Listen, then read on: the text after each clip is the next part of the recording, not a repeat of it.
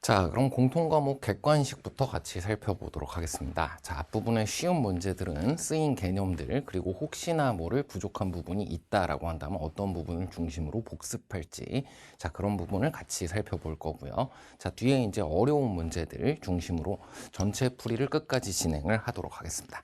자, 그럼 1번 문제 먼저 보면 지수 법칙 이용하면 될 문제로 바로 보이고요.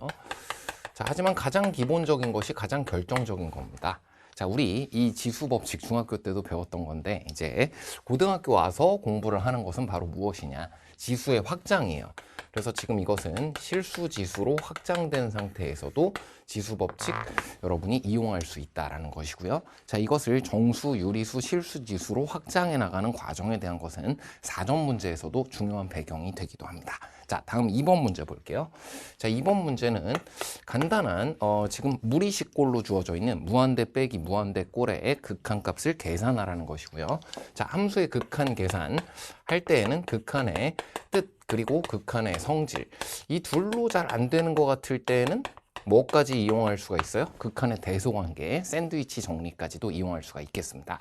자, 아마 대부분 이 아래에 있는 것을 가지고 처리를 했을 것으로 보이고요. 부분 모두 수렴시켜야 되는데 지금 다 발산하고 있잖아. 자, 그래서 이 경우에는 극한의 성질대로 처리를 하기 위해서는 분자를 유리화 해줘야 되고요. 분자를 유리화하고 나면 부분을 모두 0 아닌 값에 수렴할 수 있도록 지금 주어져 있는 것은 발산하는 부분이 있잖아요. 자, 분자 분모를 모두 유리화한 다음에 특정한 값으로 나누어서 이 분자 분모를 모두 수렴시켜서 성질대로 계산한다. 여러분 뭐 해설지 풀이를 참고해서 복습할 수도 있겠고요. 자, 이 극한의 뜻을 이용할 수 있는 상황이기도 했습니다. 자, 가장 기본적인 게 가장 결정적인 거다.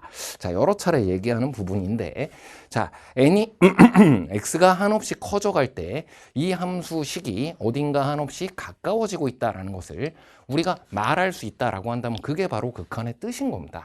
자, 지금 주어져 있는 식 중에 루트 속에 x제곱 마이너스 4x 아니 더하기 4x라는 이 부분, 자, 이 부분을 지금 현재로서는 바로 이 루트를 처리할 수가 없습니다만, 자, 뒷부분에도 중요하게 이용되는 것이에요. 바로 식의 변형 중 가장 중요한 것 중 하나인 이게 뭐예요? 그치? 이거는 완전 제곱식 변형인 거다. 자, 여기까지를 놓고 보았을 때 만약 완전 제곱식이라고 한다면 제곱에 루트 씌워주면 그래요. 절대값이라고 생각할 수 있는 거잖아. 자, 근데 이게 빼기 4 요 정도 표현을 해주었을 때, 자, 이게 뭐랑 아예 같지는 않아, 원래. 절대값 x 플러스 2랑 아예 같지는 않아. 근데 x가 매우 커져갈 때를 생각해 보면 이 부분에 비해 이 부분이 한없이 작습니다. 세 발의 피예요. 그래서 x가 한없이 커져갈 때에는 이 둘이 거의 같은 것으로 우리가 볼 수 있는 상황이 되어가고 있기 때문에 거기서 x를 뺀 것을 구하라. 그래, 2라는 극한값이 되겠구나. 자, 물론 우리가 극한 계산의 기본 원리로 공부하고 이용하고 있는 이 부분을 우리가 주력으로 이용하지만, 자, 문제 안에서는 우리가 극한에 대해서 그 값을 구하도록 공부하는 개념 세 가지밖에 없습니다. 사실 크게 보면 두 가지예요. 자, 그것을 우리가 어떤 문제 풀이에서 지금과 같이 함께 이용할 수 있도록 주력 풀이가 아니더라도 이것은 어떤 뜻이 되는 거야? 이게 한없이 2에 가까워진다는 뜻인 거잖아요. 계산 결과가 2라고 하더라도 생각을 해보면 좋겠다. 자, 다음은 3번 문제 보겠습니다. 뭐 많이 어렵지 않은 등차 수열 문제이고요. 당연히 각각의 개념에 대해서는 지수의 확장 정의에 대한 뜻이에요. 극한의 뜻이에요. 지금 각각의 개념의 정의들을 제일 먼저 이용하고 있습니다. 등차 수열의 미안합니다. 등차 수열의 뜻에 대한 것을 여러분이 제일 먼저 물어본다. 등차 등비 수열에 대해서는 일정한 수를 더해가며 일정한 수를 곱해가며 만들어낸 수열이다라는 것을 물어볼 수밖에 없기 때문에, 자, 여기에서는 공차가 4가 된다라는 것을 바로 알 수 있었어요. 자, 그리고 나면 나머지는 뭐 일반항을 이용해도 전체를 하나씩 첫째 항이 1이라고 했으니까 나열을 해본다. 그저 첫째 항에다가 4를 더해주면 바로 구해지네요. 나열을 해도 되었습니다. 자, 다음은 4번 문제 보도록 할게요. 자, 4번 문제는 이건 식의 꼴 자체가 바로 무엇입니다? 미분계수의 정의꼴이에요. 그리고 이런 미분계수의 정의꼴을 이용한 극한 계산. 자, 이것을 여러분이 지금 앞에 첫 페이지나 두 번째 페이지 혹은 주관식 앞부분에서 살폈을 시에는 평가원 시험에서 뒷문제가 어려운 문제가 이것과 관계되어 있는 것이 출제될 가능성 높고요. 지금 이 문제지에서는 17번 문제 등도 미분계수의 정의꼴을 이용해서 계산을 해주면 가장 간단하게 처리할 수 있는 것으로 여러분이 사실 계산 및 판단에 많이 이용할 수 있는 무려 정의잖아요. 그래서 이 수투에서 제일 중요한 개념 미분이 무엇이냐를 물어보는 것이기 때문에 계산 그리고 판단에 미분 가능성 판단 등에 중요하게 이용이 됩니다. 적극 이용할 수 있도록 이건 4번 문제를 맞추었든 틀렸든 우리가 수능 시험을 보는 그 순간까지 가장 열심히 복습하고 가장 많이 일부러라도 이용해야 될 개념에 해당한다. 자, 다음은 5번 문제 보도록 할게요.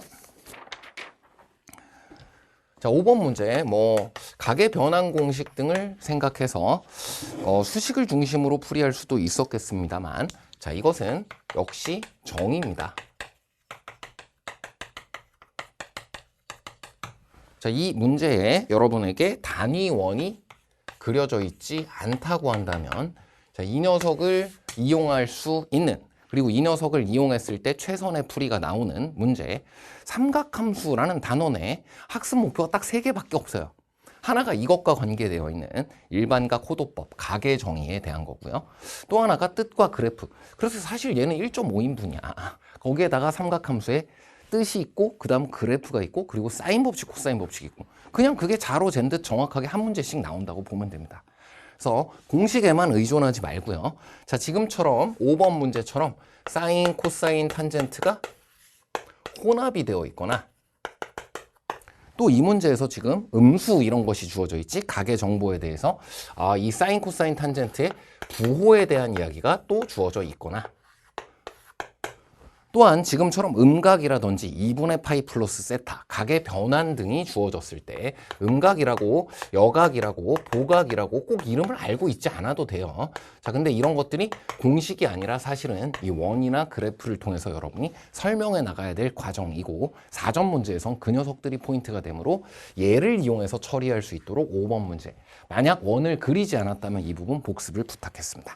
자, 다음은 6번입니다. 자, 6번 문제는 자, 물론 가장 기본적으로는 이 개념이 떠오릅니다. 함수의 증가, 감소에 대해서 판정할 수 있어요. f'x가 부호가 양에서 음으로 바뀌면 증가에서 감소로 증가 감소 판정이 아니라 극대 극소 판정이에요. 극대 극소의 판정. 도함수의 부호가 양수에서 음수로 바뀌면 그렇지 증가 감소로 판정이 되기 때문에 극대라고 판정이 되고요. 도함수가 음수에서 양수로 바뀌면 극소라고 판정이 되고요. 자, 그래서 이걸로 가장 노멀한 풀이를 해 볼 수가 있겠습니다. 자, 하지만 이 문제는 이 극대 극소이기 위한 즉 극값을 갖기 위한 필요 조건 여기까지만으로도 풀이가 가능해요. 자, 수투의 개념은 P이면 Q이다. 자, 지금과 같이 미분 가능한 함수가 극대 극소이려면 극대 극소 즉 극값을 가지려면 프라임이 0이어야 한다. 프라임이 0이라고 해서 무조건 극대 극소인 건 아니지만 일단 우리 극대 극소 값은 미분 가능 함수에선 프라임이 0인 지점 안에서 찾게 된다. 그래서 이거 할 때에도 프라임 제로부터 찾는 거잖아요. 근데 이거만으로도 이 문제가 처리됩니다. 한번 확인해 보세요. 자, 지금 여기서 극대 1대라고 나와 있잖아. f'-2가 0이다 하면 a가 구해져 버려. 그럼 f'이 0이랑 -2에서 제로거든? 그럼 나머지 극소 값은 어디에 있겠니? 반대쪽 0에 있겠지. 그래서 F0 구하면 답인 겁니다. 다 풀어버렸네요. 자, 다음 7번 볼게요. 7번은 극대 극소의 판정이 아니라 이제는 증가 감소의 판정이 되겠습니다. 자, 함수의 증가 감소에 대해서도 P명 Q이다 꼴로 공부하는 이런 명제, 논리를 이용하는 것이고요. 자, 이 부분에 대해서는 조금 세분화해서 여러분이 알아둘 필요도 있습니다. 우리가 가장 많이 이용하는 것은 내가 양수면 F가 증가한다 이거잖아요. 자, 근데 이게 반대 방향이 안 돼. F가 F가 증가해. 그러면 F'이 꼭 양수여야 되냐? 이건 아닐 때도 있다는 거예요. 여기 등호가 붙을 때가 있다. 자, 우리가 수투에서 공부하는 개념들의 대부분이 이와 같이 일방으로 필요 조건, 충분 조건인 그러한 논리적인 명제들을 공부하는 겁니다. 우리가 공부하는 대부분의 수투 개념, 미분 가능하면 연속이다. 사람이면 동물이다. 프라임이 양수이면 증가한다. 등으로 이거이면 이거다라고 돼 있지 뒤집으면 보통 다 안 맞는 것들이 많아요. 자, 그래서 수투가 좀 개념적인 부분을 여러분이 잘 복습할 수 있어야 하는, 자, 이거 반대 방향으로 생각하면 안 된다 그랬어. 그리고 그 상황에 대해서는 여러분이 반례 등도 같이 살필 수 있도록 조사해줘야 문제 안에서 자신 있게 이 논리적인 진행을 해나갈 수 있더라. 자, 지금은 이 부분만 이용해주면 되는 거고요. 자, 여기에서 어떤 개념을 복습할 것인가 이렇게 해두면 좋겠네요. 자, 프라임이 0 이상이라고 해서 F가 꼭 증가하는 건 아니야. 상수함수도 있잖아. 그래, 근데 F 프라임이 그렇다고 0보다 꼭 커야 된다라고만 말할 수는 없어. 프라임이 0인 것이 순간적으로 지금처럼 나타나는 x 세제곱 함수 같은 경우는 증가의 정의를 만족하거든. 자, 그래서 지금과 같이 여기에서도 보다 세밀한 명제를 여러분이 공부해 둘 필요가 있었고, 자, 여기까지를 정확히 판단을 했음에도 불구 이 문제가 안 풀렸다. 이걸 이용했는데도 이 문제가 뒷부분이 처리가 안 됐다라고 한다면 완전 제곱식, 앞서 그래 2번 극한 문제에서도 이야기를 했던 것이고요. 그리고 우리가 공부하는 제일 중요한 식의 변형들 중 하나이고 2차 함수가 나올 때마다 이 녀석은 중요하게 이용이 됩니다. 자, 얘를 중심으로 해서 그 뒷부분에 대한 뒷부분 계산이나 뒷부분의 정답을 구하는 부분이 힘들었던 친구들, x 빼기 1의 제곱 그리고 3배 x 빼기 1의 제곱이라고 표현을 해서 F'을 정확하게 찾을 수 있었기 때문에 완전 제곱식으로 그 뒷부분을 처리해 주는 것 연습해 주시면 되겠다. 자, 다음은 8번 보도록 할게요. 자, 8번은 a 사인 bx 꼴의 a 코사인 bx 꼴의 함수의 그래프 주어지는 것이 우리에게 살펴져 있고요. 자, 여기에서 함수의 그래프입니다. 우리가 공부할 개념은 삼각함수의 그래프고요. 그 중에서도 고난도 문제에서는 이 녀석이 출제가 되는데, 자, 얘는 우리가 그냥 공부했던 코사인 함수를 느리고 줄이고 한 거예요. 확대 및 축소. 자, 그래서 일단 첫 번째 주기를 구할 수 있다면 b 이퀄 3분의 1을 바로 찾을 수 있었습니다. 자, 그 다음은 여기 파이에서 4파이까지 사이에 그림을 그려보면 이게 지금 6파이인데 여기가 3파이이기 때문에 4파이 해주게 되면 극소값은 지금 포함이 되지, 지금처럼. 근데 파이가 여기에 들어가 있단 말이야. 요렇게. 그럼 이때가 최대값이 되겠네? 야, 이건 뭘 이용한 거예요? 최대 최소 정리가 좀 이용되네요. 그리고 최대 최소 정리를 좀 더 꼼꼼하게 공부를 하면 지금처럼 닫힌 구간이 주어지는 이유를 알 수가 있어요. 구간 끝값이라든지 극값에 집중한다. 매우 중요한 내용. 수원, 수투 모두에서 매우 중요한 내용이 되겠고요. 자, 여기서 지금 뭘 최대값을 구한다라고 했기 때문에 여기서의 함수값인 거야.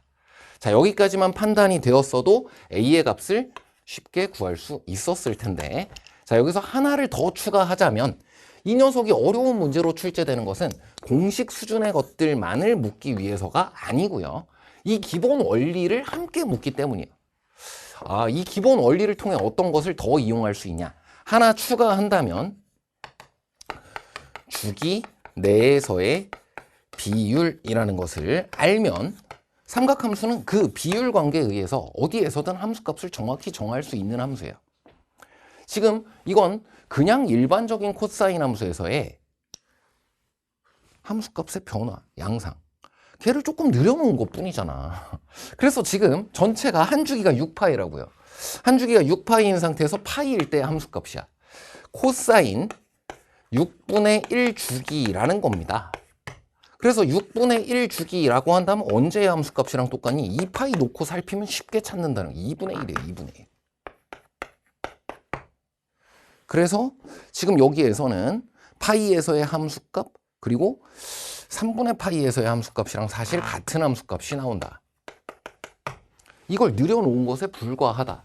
주기 내에서의 비율을 적절하게 이용하는 것으로 함수값이라든지 전년도 수능시험 등에서 중요하게 물어보았던 그 함수의 대칭성이라든지 최대 최소값이 주어지는 모든 성질들을 이 주기 내에서의 비율을 가지고 살필 수 있기 때문에 이것이 고난도 문제에 자주 나오는 거다. 그래서 이 부분까지를 같이 익혔으면 좋겠다는 거예요. 그래서 사실 A의 값을 구하는 것은 그냥 눈으로도 가능합니다. 이 최대값이 1이래. 파이를 집어넣었을 때 그때 나오게 되는 거 A 곱하기 2분의 1의 값이 1이 되어야 함을 바로 알 수 있었습니다. 이게 A를 곱한 거잖아요. 그래서 A의 값 바로 찾을 수 있었고 2라고 바로 찾을 수 있었고 그리고 거기에 B를 더해주게 되면 3분의 7이 되는 건데 만약에 내 계산이 좀 복잡했었다라고 한다면 이 부분에 대해서 좀 더 생각을 해보면 좋겠다. 자, 다음은 9번 문제 볼게요. 자, 전형적이고 찾아지는 것도 등비 수열이기 때문에 많이 어렵지 않습니다만 자, 여기에서는 수열의 합과 일반항 사이의 관계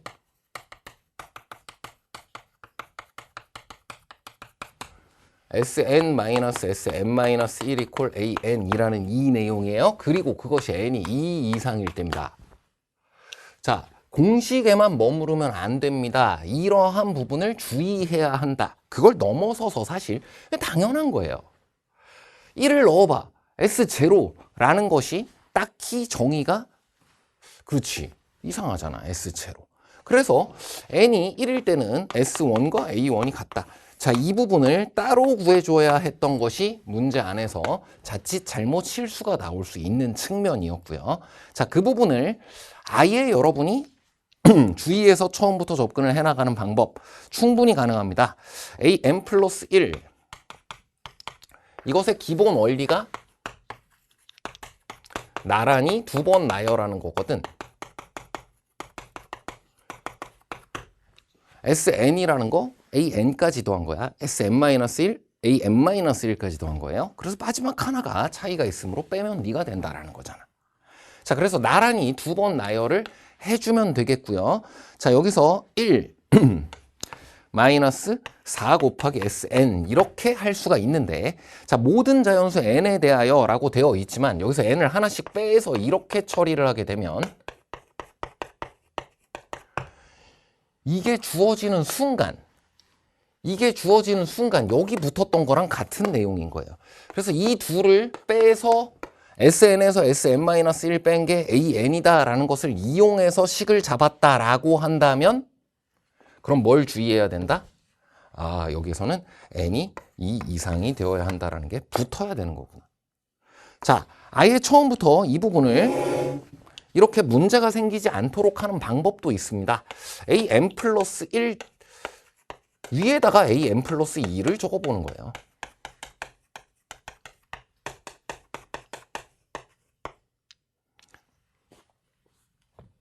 이렇게. 자, 그럼 정의 안 되는 거 없잖아. 그래서 이것을 둘을 빼서 구해주게 되면 여기서 얻어지는 것이 am 플러스 2 이퀄 이 둘을 뺀 것이 am 플러스 1이 나오니까요. am 플러스 2라는 녀석이 마이너스 3 am 플러스 1이고 여기서는 n에 대한 특별한 조건이 그냥 자연수이기만 하면 됩니다. 자, 그래서 이게 두 번째 항부터는 공비 마이너스 3짜리 등비 수열이 된다라는 것을 확실하게 찾아볼 수가 있고요. 자, 두 개의 차이를 확인해 보시길 바랍니다. 이렇게 처리하였을 때 이게 붙었던 이유 그것과 같은 거예요. 주의해서 풀이해야 돼. 이렇게 했을 때. 자, 그 부분에 대해서 언제나 정의되는 것들로만 찾아주는 방법도 있어. 자, 여기까지 확인해 볼 수가 있었고요. 그래서 A1부터 차례로 나열을 해보게 되면 A1이라는 녀석은 따로 대입을 해서 구해줘야 하고 그리고 A3가 지금 A4가 4라고 주어져 있기 때문에 A5, A6 요건 마이너스 3 곱하고 마이너스 3 곱할 거 아니에요? 36이 되네요. 딱히 공식 없이도 곱하기 마이너스 3 곱하기 마이너스 3. 그래서 사실 마이너스 10이었겠지. 근데 이걸 알 필요도 없어. 너의 제곱을 곱해주면 돼. 자, A6를 구할 수 있었고요. 자, A1에 대한 것은 따로 여러분이 n 자리에다가 1을 대입해 보는 것으로 바로 구할 수 있어야 했다. 자, 그럼 A4로부터 뒤로 되짚어 내려가면서 A3의 값이 이게 3분의 4 마이너스 붙고요. A2의 값 뒤집어서 한 번 더 3으로 나누어서 구해주면 9분의 4가 될 것이고요. 자, 그럼 1을 처음에 대입해서 얻어지게 되는 거 A1이라는 녀석을 따로 구하기 위해서 A2 이퀄 1 마이너스 4 곱하기 S1이에요. S1이라는 녀석은 바로 A1과 같기 때문에 A2의 값이 9분의 4라고 주어져 있고 1 마이너스 4 A1. 그래서 A1의 값을 따로 구하는 것은 바로 이 식을 통한 풀이가 필요하였다. 자, 그래서 넘겨서 처리를 해주면 마이너스 9분의 5고요. 이퀄 마이너스 4A1이기 때문에 4구 36분의 5가 첫 번째 항이 된다. 36분의 5라는 첫 번째 항까지를 찾았으면 이 둘을 곱해주면 정답이 5인 것까지 찾을 수 있었다. 자, 수열의 합과 일반항 사이의 관계에서는 언제나 나오기 쉬운 실수입니다. 자, 그것을 원리부터 생각해 본다면 왜 이런 것이 필요했었는지 내가 정의되지 않기 때문이다. 문제 안에서 실수 없이 처리해낼 수 있고요. 우리가 정확하게 찾아낸 이 규칙 자체는 등비수열의 뜻입니다. 그래서 이 뒤에 있는 항들은 A4, 요 녀석을 기준으로 해서 30 곱해가며 30 나눠가며 바로 앞뒤의 항들을 구해낼 수 있기 때문에 일반항 공식조차 필요가 없었네요. 자, 다음은 10번 문제 같이 살펴보도록 하겠습니다. 자, 정적분을 활용해서 우리가 공부하도록 되어 있는 것은 하나가 넓이가 있고요. 또 하나는 이 바로 속도, 가속도, 이동거리. 이중 정적분에서는 이제 이 속도 함수를 그대로 정적분함으로써 그것의 부정적분인 위치 함수의 변화량을 구할 수 있다라는 거 하나. 이동 거리는 뒤로 갔을 때도 음수로 구하는 것이 아니라 뒤로 간 것도 이동 거리로 봐야 하잖아요. 자, 그래서 이동 거리 같은 경우 그냥 수식으로 간단하게 나타내면 인테그랄 절대값 VDT가 된다. 이것을 공부한 바가 있고요. 자, 그 내용을 통해서 접근하면 전혀 어렵지가 않습니다. 0에서부터 2까지 두 점이 움직인 거리가 같아야 되는데 이쪽이 고정입니다. V1t가 아예 주어져 있기 때문에 그냥 이렇게 적분해 주어도 되고요. 0에서부터 2까지 절대값에 요 놈 집어넣어서 계산을 해줘도 되겠고요. 자, 이 내용을 살펴봤더니 이 넓이 구하라는 거랑 똑같네요. 자, 그래서 VT 그래프에서의 여기 위로 그려지는 면적, 바로 무엇을 구할 수가 있는 것이다? 바로 앞으로 간 거리를 구할 수 있는 것이다. 만약 음수 쪽으로 내려와 있는 부분도 넓이로 구하는 것과 이 이동거리 구하기 위해서 구하는 절대값 공식 자체가 같아요. 그거는 아랫 넓이 자체가 뒤로 간 거리를 의미하는 거구나. 자, 이렇게 알아두어도 자, 이런 계산에 대해서 물론 계산을 그냥 해보았더니 얼마가 나왔냐면은 그냥 계산을 해보니까 잠시만요. 여기가 2가 나오고 여기가 8이 나오니까 그래 계산하면 10이 나오겠지만 자, 지금 봐서 알겠지만 쌤 그냥 계산한 게 아닙니다. 자, 계산을 먼저 하든 나중에 이것을 넓이를 다시 한번 생각해 보는 것을 나중에 확인 용도로 이용을 하든 아니면 이것 자체를 바로 여기서 계산값을 구할 때 이 부분 넓이에다가 이 부분 넓이 두 개 더해주면 되는데 이건 직사각형의 넓이로 바로 2라고 구해지고요. 자, 이 부분은 어떻게 한 거냐면 여기가 2고 여기가 12잖아요. 둘 곱하면 24인데 2차 함수에서는 꼭지점이 여기에 있다고 했을 때 이 넓이 둘이 2대 1이 됩니다. 자, 등의 여러 가지 넓이에 대해서 여러분이 공부한 것을 자유로이 이용해 주셔도 되겠고요. 직접 계산해도 무방합니다. 자, 이동 거리가 점피는 10만큼이다 라는 것을 알았고요.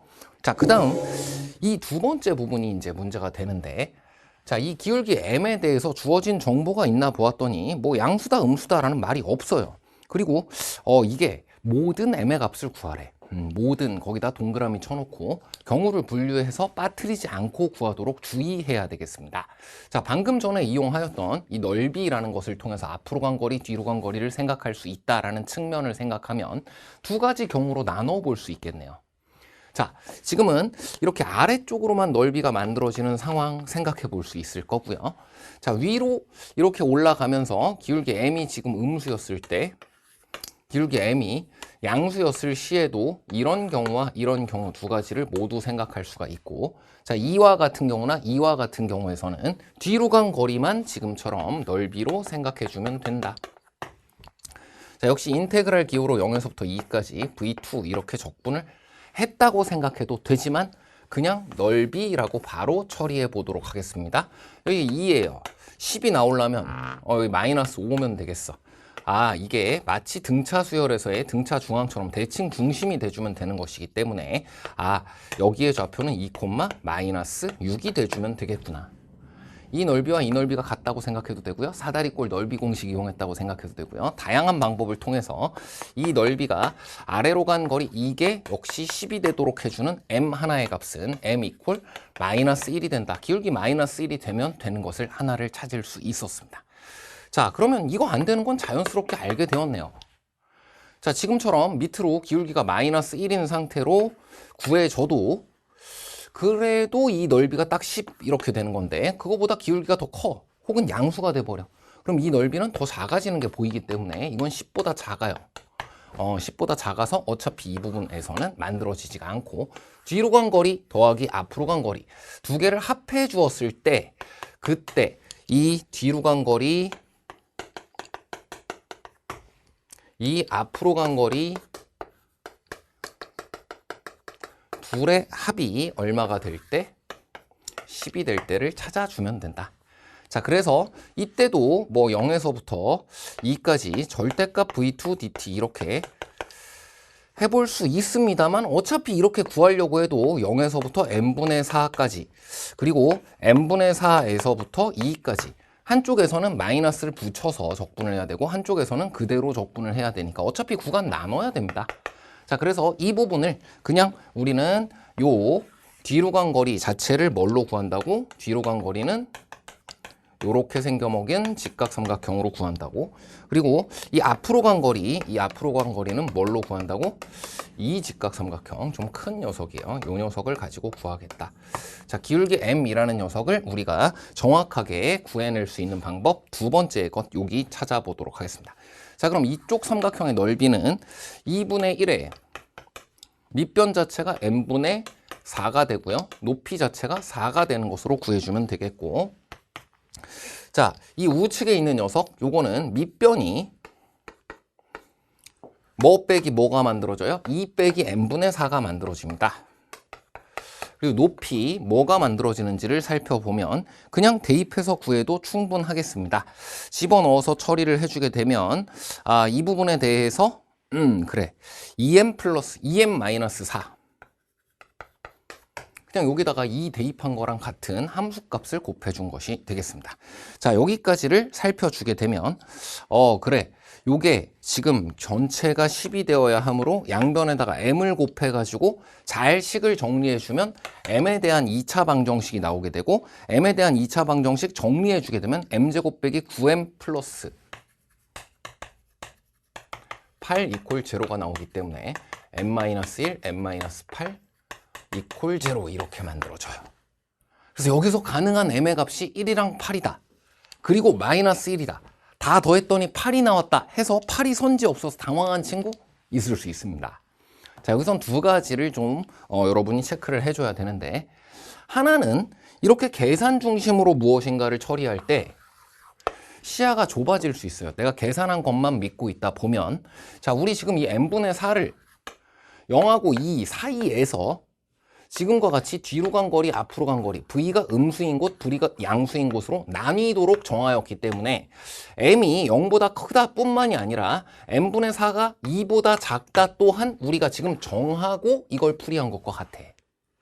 자, 그래서 식을 통해서 무엇인가를 처리해 나갔을 때 계산 결과를 너무 과신하면 안 된다.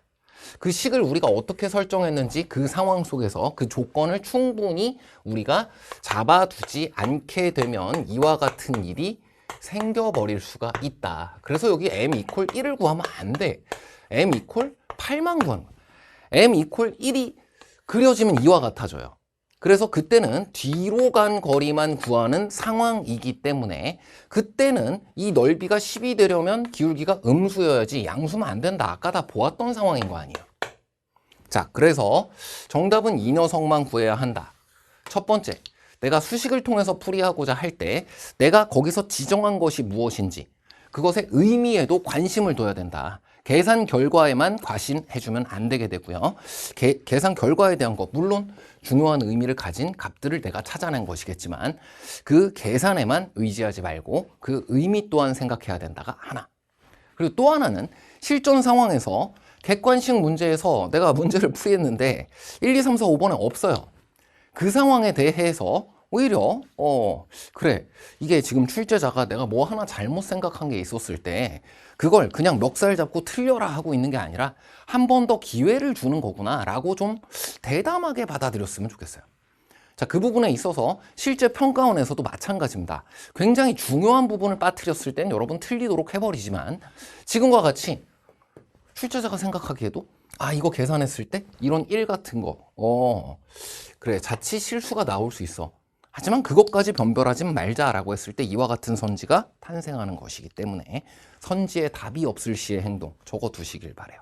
이건 한 번 더 기회를 주는 거다. 문제 조건을 다시 살피고 잘못 생각한 부분이 없는지 침착하게 그 뒤를 이행을 하게 되면 이 선지를 통해서 오히려 난 도움을 받고 진행하게 되는 거 아니니?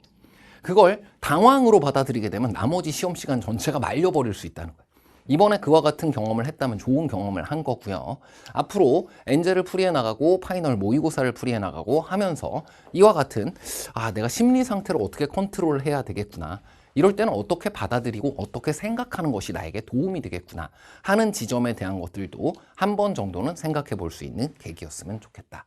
그리고 그와 같은 연습을 실전 상황처럼 여러분이 좀 생각하고 이게 실전 상황에서면 이런 당황을 유발했을 수 있겠네 하면서 함께 앞으로 노력해 나가는 거 문제풀이 파이널 해 나갈 때 여러분 잘 챙겨야 될 하나의 태도가 되겠습니다. 자, 그럼 이제 11번 문제 보겠습니다. 11번 문제도 당황할 요소가 조금 있었습니다. 등차 수열이라는 것이 문제의 주력 개념으로 지금 주어져 있는 거 확인이 되고요. 자, 근데 여기서 여러분이 당황할 수도 있었다라고 하는 것은 무엇이냐면 이 개념의 1편만을 가지고 그것으로 억지로 접근하고자 시도했을 때, 즉 이 등차 수열의 일반항을 모두 찾아내려고 했을 때 문자가 너무 많아서 어려웠을 수 있어요. 사실 이 등차 수열을 완전하게 공차 및 등차 수열 자체를 완벽하게 구해내는 것이 이 문제 불가능하거든. 자, 그래서 일단 내가 이것을 직접 구하려 했는데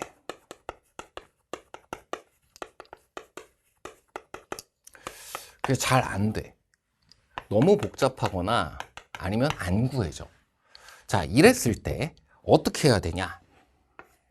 문제 조건으로 다시 돌아오셔야 됩니다. 자, 직접 AN이랑 BN을 각각 구해내려고 하는데 안 구해져서 내가 당황스러웠단 말이야. 난항을 겪고 있단 말이야. 자, 그럴 땐 조건을 다시 본다. 그리고 조건을 다시 볼 때 여러분이 신경 써야 되는 것은 하나가 개념이고요. 개념적으로 좀 균형 있는 자세가 필요합니다. 우리가 공부한 내용들 가장 기본적이고 가장 친근한 개념이잖아요. 그 내용 중에 내가 일부만을 가지고 단편적인 접근을 해나가려고 했을 때 그럴 땐 벽에 부딪힐 수도 있지. 그랬을 때는 개념에 대해서 다른 측면을 같이 생각해 주시는 게 좋고요. 두 번째로는 문제 안에 주어져 있는 특징적인 요소, 이건 그때밖에 그 문제 앞에서만 찾아볼 수 없는 것이므로 자, 이 부분에 대한 거는 그 시험 상황 안에서 잘 관찰을 해줘야 돼요. 그리고 그 중에서도 가장 중요한 것이 반복입니다. 자, 이 문제에 등차 수열이 두 개가 있네요. 맨 윗줄 AN, BN 거기 밑줄을 칩니다. 자, 그 다음 가조건 보니까 A1 빼기 B1이에요. 거기도 밑줄을 칩니다. 나 조건을 봤더니 AM과 BM이 같대요. 거기도 밑줄을 칩니다. AM 플러스 1과 BM 플러스 1이 부등식이 있어요. 거기도 밑줄을 칩니다. 그리고 마지막을 봤더니 마지막에 구하라는 시그마까지도 AK의 시그마도 M까지 BK의 시그마도 M까지 밑줄을 쳤어요. 여기까지 밑줄을 쳐봤더니 뭐가 나왔어? 이건 등차 수열이 모두 다 짝꿍으로 몰려다녀요. 둘이 계속 손잡고 나온다고 지금 모든 조건에서. 그리고 그건 반복되는 것이기 때문에 여기서 이 정도는 캐치할 수 있어야 한다. 평가원에서도 문제에서 지금처럼 동어 반복되고 있는 요소에 대해서는 여러분이 캐치할 수 있다고 보는 거예요. 뭐 중요하니까 계속 반복되겠지. 한 번 말해? 아니, 그걸로 모를 수도 있어. 두 번 말해? 세 번 말해. 자, 지금은 AN, BN 두 등차 수열 사이에 관계에 집중해야 되는 문제이지 그걸 각각 직접 구해보려고 하는 것이 유일한 방법은 아니었구나. 물론 시도해 볼 수 있는데 그게 난항을 겪고 있다면 이런 녀석이구나. 조건을 다시 보았을 때 하나 이것을 발견했어야 하고요. 또 하나 등차 수열에서 공부했던 개념 바로 학습 목표입니다. 등차 수열의 뜻을 알고 등차 수열의 일반항을 구할 수 있고 등차 수열의 합을 구할 수 있고 자, 이 세 가지밖에 없고요. 자, 여기서 좀 오해가 있는 것이 일반항, 합 두 개가 공식이 있기 때문에 이거 공식을 외울 수 있다라는 게 학습 목표라고 생각하는 경우가 있는데 그게 아니에요. 이건 아주 일부인 거고요. 공식뿐만 아니라 그 기본 원리를 뜻과 관계에서 공부해 두어야 합니다. 등차 수열의 뜻, 앞부분 문제에 있었던 3번 문제랑 똑같아요. 제일 중요한 거 바로 일정한 수를 더해가며 구해 아니면 차이가 일정한 수열이야. 그래서 이것은 D, 공차를 말하는 거예요. 자, 이건 뭐예요? 일반항은 어떤 첫째 항을 알 때 뿐만 아니라 중간에 있는 항을 알아도 앞에 있었던 등비수열이 발견되었던 9번 문제 같은 경우 A4로부터 마이너스 3을 곱해가며 구하면 돼. 꼭 그게 A1이어야 하니? 그렇지 않다는 거야. 그래서 등차 수열에서도 등비 수열에서도 공차를 몇 번 더했는지 공비를 몇 번 곱했는지 즉 몇 공차를 더했는지 라는 것이 일반항 공식의 기본 원리다. 그리고 합에 대해서는 대칭성을 이용해서 두 개씩의 합이 계속해서 등차 중앙에 2배가 되는 것을 이용한다. 라는 이런 기본 원리가 있는 거예요. 그리고 그 녀석들을 함께 묻는 시험이 곧 수능 시험입니다. 그래서 이 녀석들을 정확하게 하기 위해 수열 단원에서 반드시 필요한 것. 쌤이 늘 강조하듯이 수열은 나열인 겁니다. 직접 나열을 해가면 A1, A2, A3 이렇게 했으면 D 더해 가니까 몇 번 D를 더했다라는 의미가 일반항 공식의 의미구나. 이렇게 해보았더니 여기 두 개를 더한 게 너 대칭이야. 너는 D만큼 크고 넌 D만큼 작으니까 A1 더하기 A3는 A2의 2배일 수밖에 없어. 그걸 이용하는 것이 합공식이야. 라고 한 후 이 세 가지를 나열해서 발견하려고 노력하면 되는 것인데 내가 특정 공식에만 집중하려고 했다? 그러면 지금 이거는 얘네가 직접 안 구해지는 상황인데 미지수만 많아지게 되고 어려운 길을 가게 될 수도 있다. 자, 그래서 두 가지 체크해 주시면 되겠어요. 하나는 이런 상황을 볼 수 있기 때문에 학생 입장에서 당황할 수 있었다. 그랬을 때 이런 것을 그때마다 여러분들이 생각해 두고 그리고 실전을 대비해 나가는 그런 공부 방향 그리고 심리 상태 체크까지 같이 해주는 것이 필요하다. 한 번에 안 됐어. 자, 방금 전이랑 달라요. 그래, 선지에 없어. 이게 아니라 방금 전과는 달리 지금은 아예 접근 자체에 난항을 겪고 있었을 때 이러한 습관을 가져줘야 된다. 거기서 너와 너의 관심을 둬야 되는데 지금 반복되는 요소 다시 봤더니 어렵지 않다. 자, 그리고 개념에 대해서는 균형 있게 내가 복습을 해둘 수 있도록 해주고 그 단원의 본질대로 행동하면 된다. 자, 바로 시작하겠습니다. A1, A2, A3, A4 해가지고 AM까지 나열, AM 플러스 1까지 나열 이렇게 해보았고요. 얘 등차 수열이야. 그리고 B1, B2, B3, B4, BM 플러스 1. 자, 내가 무엇인가를 발견하고자 한다라고 한다면 그 단원에서 제일 중요한 행동을 하면서 발견을 해야 됩니다. 수원 단원은요, 각각의 단원들이 모두 굵직한 개념을 공부하게 되어 있고요. 지금과 같이 발견적인 추론을 하기 위해 어떤 행동을 해야 되는가? 그게 수원 전 단원에서 4점짜리 문제를 풀이하기 위해 가장 중요한 요소가 되겠습니다. 자, 여기에서 이 둘을 뺀 것은 어떻다라고 되어 있고, 아니, 이 둘은 같다라고 되어 있고, 이거 B고요, B. 이 둘은 네가 더 크다 이렇게 돼 있어요. 그래. 그래도 등차 수열에서 제일 중요한 건 공차니까 공차를 한번 표현을 해볼까? 여기 D1, D1, D1 여긴 D2, D2 여기도 D2. 근데 우리는 얘네 둘이 같다를 알고 얘네 둘이 지금 누가 더 크다를 알기 때문에 자, 이런 작은 측면에 대한 것은 그리고 개념적인 발상이에요. 캐치하지 못했다, 도움을 받지 못했다라고 한다면 이런 개념적인 발상에 대해서는 그때그때 체크를 해두어야 된다. 천재라서 이걸 떠올리는 게 아니라 부등식의 기본 원리는 빼기라고. 부등식은 빼기다. 쌤이랑 계속 개념 강의에서 엄청나게 반복해왔던 내용일 겁니다. 그래서 여기에서는 결과적으로 우리 AN과 BN 사이의 관계를 알면 되는 것이므로 AN과 BN을 뺀 수열을 지금과 같이 이게 지금 첫 번째 가조건에 그대로 보여지고 있기도 하고요. 한다면 이 둘을 뺀 것은 제로가 되고 이 둘을 뺀 것은 음수가 되어야 되잖아. 이게 AN 빼기 AM BM이고요. 이게 AM 플러스 1 빼기 BM 플러스 1인 겁니다. 자, 그렇다면 여기에서 이 녀석이 등차 수열이 되는 것만 발견하면 되네요. A1, A2, D1만큼 커졌고 B1, B2, D2만큼 커졌기 때문에 그것을 뺀 것은 여러분이 직접 얘네들을 비교만 해봐도 됩니다. 나열만 해보면 발견할 수 있어요. 이게 D1 빼기 D2만큼을 D1 빼기 D2만큼을 뭘로 갖는? 공차로 갖는 등차 수열이 되는 것을 AM 빼기 BN이라는 수열 자체가 다시 등차 수열이 되는 거. 등차 수열 속에서 등차 수열을 발견하라고는 문제 출제가 가능하다. 우리가 제일 중요하게 학습 목표로 공부하는 게 등차 등비의 규칙이기 때문에 그것을 제외한 것은 등차 등비를 넘어서는 것은 일반적으로 다루지 않는다 이렇게 되어 있지만 등차 등비에 대한 건 발견, 여러분 의무사항이더라. 뭐에만 집중해주면 돼요. 지금 이거 하나에만 집중한 거야. 얼만큼씩 더해져 나가는지에만 집중한 거다. 자, 거기에 이제 하나 더 알게 되었습니다. 얘 정수라고 했으니까 얘도 정수예요. 공차가 정수인 수열이고 이게 줄어들어가야 되는 수열인 거야. 그래서 여기 네가 음수임을 확인할 수가 있었고요. 그래야 내가 음수가 되는 것을 이용한 거야. 그래서 이 D1 빼기 D2라는 공차가 음수가 되는 것 그리고 음의 정수여야 되는 것 확인하였으면 이제 다 끝났습니다.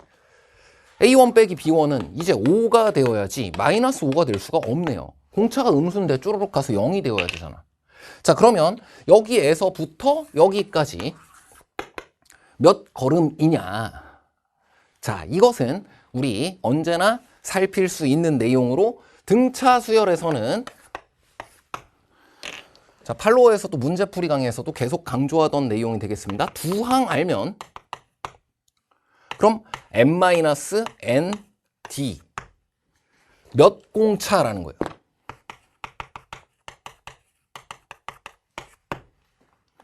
그게 일반항 공식의 기본 원리라고. 이 D1 빼기 D2라는 것을 몇 번 더해간 것이 이거냐, 몇 번 더해간 것이 이거냐, 그게 너 빼기 너인 겁니다. 너 빼기 너인 겁니다. n-1 곱하기 너라는 것이 첫 번째 계단에서 다섯 번째 계단까지 가려면 4계단 올라가야 돼. 그 얘기가 바로 n-1 뒤에 진정한 의미인 거고요. 이게 마이너스 5가 돼야 된다는 뜻이야. 이게 지금 정수 조건이 있는 상태이므로 이런 경우에는 몇 공차 이렇게 하다 보면 지금처럼 약수, 배수 개념이 되는 경우가 많고 그래서 소인수 분해가 필요한데 지금 이게 마이너스 5이기 때문에 약수가 1이랑 5밖에 없어요. 그래서 내가 1, 5, 내가 5, 1 되는 경우를 생각하면 되는데 내가 1, 5가 되는 경우는 m이 2잖아. 공차가 5면 그냥 한 번만 갔을 때 공차가 마이너스 5면 한 번만 갔을 때 바로 AM 이퀄 BM인 순간이 오게 되므로 M이 3 이상이다라는 것에 부합하지 않는다. 그래서 이게 1, 5가 되는 경우를 생각하면 안 되고 5, 1이 되는 경우를 생각해 줘야 하고 D1 빼기 D2가 마이너스 1이 되는 것을 확인하였으면 이제 모든 것을 다 구한 것과 같다. 자, D1 빼기 D2는 마이너스 1이고요.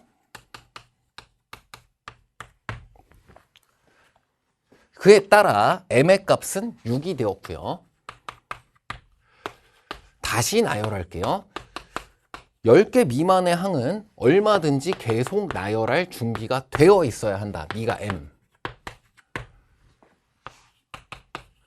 계속 강조하던 내용입니다. 수열 실력은 나열 실력이에요. 누가 몇 번 더 나열해 보았느냐. 시험장에서 직접 다시 나열하고 그 안에서 규칙을 찾게 될 것이다. 자, 이 총합이 얼마라고 돼 있어요?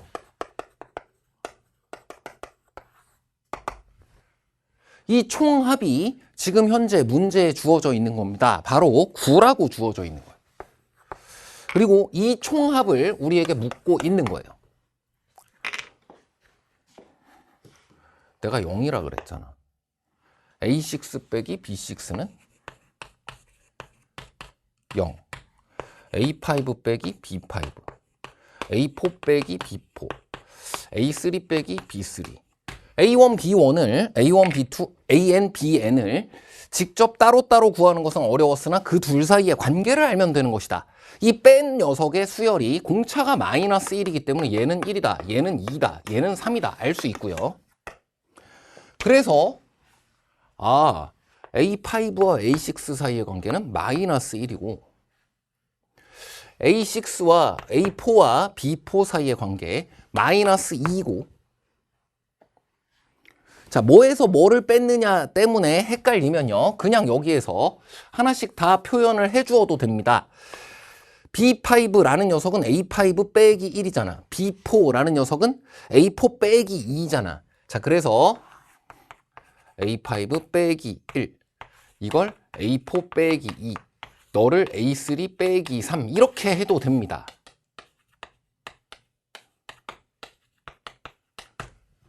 자, 그럼 이것을 다 더하면 어떻게 되니? A1, A2, A3, A4, A5까지를 A6까지를 다 더하고 시그마의 성질과 같네요. A끼리 먼저 다 더하고 B의 총합은 A끼리 다 더한 거 시그마로 표현해도 돼요. 빼기 1, 2, 3, 4, 5네요. 자, 등차 수열의 합공식의 기본 원리는 대칭성을 이용하는 겁니다. 3 곱하기 5, 15고요. 자, 여기까지가 9라고 주어져 있었기 때문에 수열 Bn의 총합을 구하라. 정답 바로 9 빼기 15라고 구해주면 마이너스 6임을 얻을 수 있었다. 자, 지금과 같이 두 번 나열을 해서 A, B 둘 뺀 수열에 대해서 A1, B1 가족권에 주어져 있었던 힌트를 이용해서 이것을 발견하였다면 지금과 같은 최선의 풀이를 이 수열을 제대로 정의함으로써 구할 수 있었을 거고요. 자, 실제로는 여러분이 이와 같이 하기가 조금 어려웠다라고 한다면 직접 구해보려고 하는데 난항을 겪었어. 어떤 방법이 또 있을 수 있었을까요?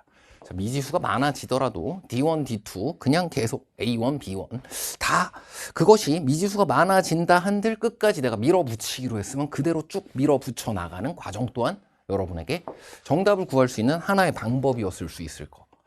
자, 하지만 가능하다면 문제 안에서 주어진 조건의 특징을 파악해 보았다.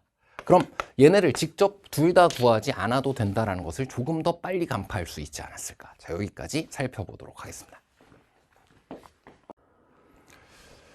자, 다음은 12번 문제 보도록 하겠습니다. 자, 그림만 본다 하더라도 이것은 정적분의 활용 중 넓이의 활용을 묻고 있는 문제인 것 같고요. 자, 세부적으로는 두 곡선 사이의 넓이.